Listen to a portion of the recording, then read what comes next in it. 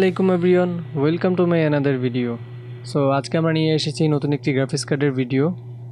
এটি হচ্ছে MSI GeForce RTX 3050 Ventus 2X 8GB ওসির একটি গ্রাফিক্স কার্ড, যেটি হচ্ছে GDDR6 এর একটি গ্রাফিক্স কার্ড। সো এই গ্রাফিক্স কার্ডটির প্রাইস বাংলাদেশের মার্কেটে 30,600 থেকে 31,000 টাকার আশেপাশে, এর মাঝামাঝি অবস্থানেই পেয়ে যাবেন এই গ্রাফিক্স কার্ডটির প্রাইস।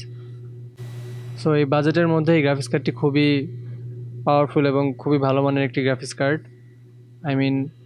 30,000 টাকার বাজেটের মধ্যে এই গ্রাফিক্স কার্ডটি খুবই ভালো, 30-31,000 টাকার মধ্যে। সো আজকে আমরা এই গ্রাফিক্স কার্ডটি আনবক্সিং করব এবং এর সম্পর্কে বিস্তারিত জানবো।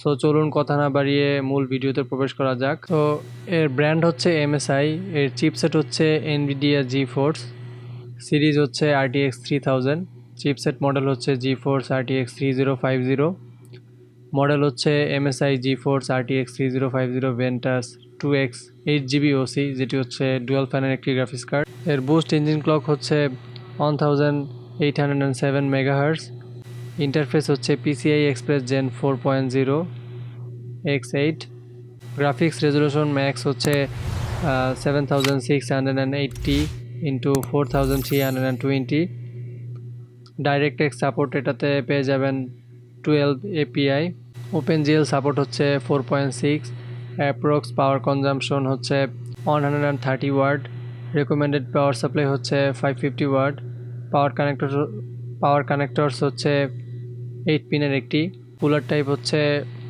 দুইটা কুলিং ফ্যান পেয়ে যাবেন।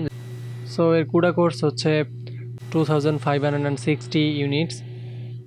দেন হচ্ছে মেমোরি স্পিড হচ্ছে 14 GBps, মেমোরি হচ্ছে 8GB GDDR6 এর মেমোরি বাস হচ্ছে 128 বিট। অ্যান্ড এটার আউটপুট হিসাবে ডিসপ্লে পোর্ট পেয়ে যাবেন তিনটা, যেটা হচ্ছে ভার্সন 1.4a, এবং HDMI পেয়ে যাবেন একটি, যেটা হচ্ছে সাপোর্টস 4K 120 হার্জের, যেটি থেকে আপনারা 4K-তে 120 হার্জের রেজলিউশন পেয়ে যাবেন। দেন হচ্ছে এটাতে HDCP সাপোর্ট পেয়ে যাবেন।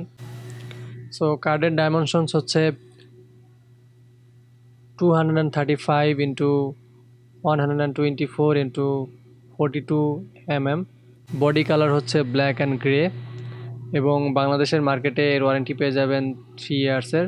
যেহেতু এটি একটি RTX এর গ্রাফিক্স কার্ড, যেটি হচ্ছে 3000 সিরিজের গ্রাফিক্স কার্ড, এর পারফরমেন্স বলতে পারেন যে বর্তমান সময়ে যদি আমি আলোচনা করি, মিডিয়ামের মধ্যে খুবই ভালো পারফরমেন্স। GTX সিরিজের থেকে বেটার, এবং RTX এর যে হাইয়ার সিরিজের গ্রাফিক্স কার্ডগুলো আছে তার তুলনায় এটা কম। তো এটা বলতে পারেন যে অ্যাভারেজ পারফরমেন্স পাবেন এই গ্রাফিক্স কার্ডটি থেকে।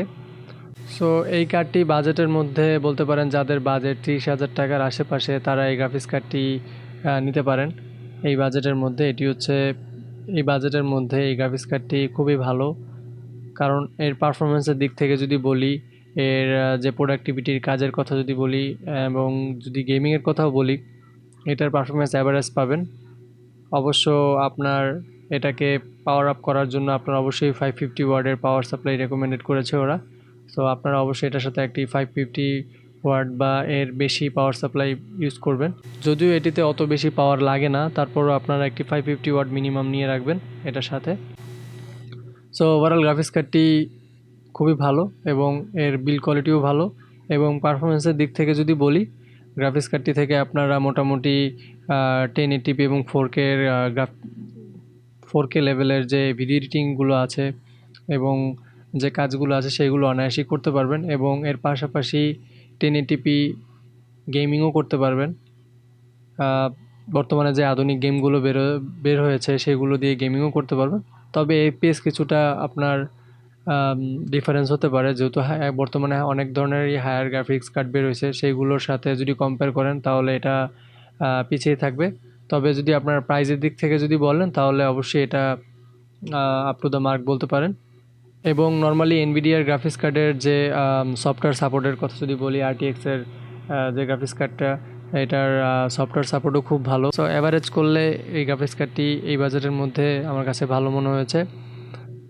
আপনারা অবশ্যই যাচাই বাছাই করে কিনবেন যখন নেবেন। তো গাইস, আজকের মতন এখানেই বিদায় নিচ্ছি। যারা চ্যানেলটিতে নতুন সাবস্ক্রাইব করে পাশে থাকবেন এবং যারা চ্যানেলটি অলরেডি সাবস্ক্রাইব করেছেন তাদেরকে অসংখ্য ধন্যবাদ। আল্লাহ হাফেজ।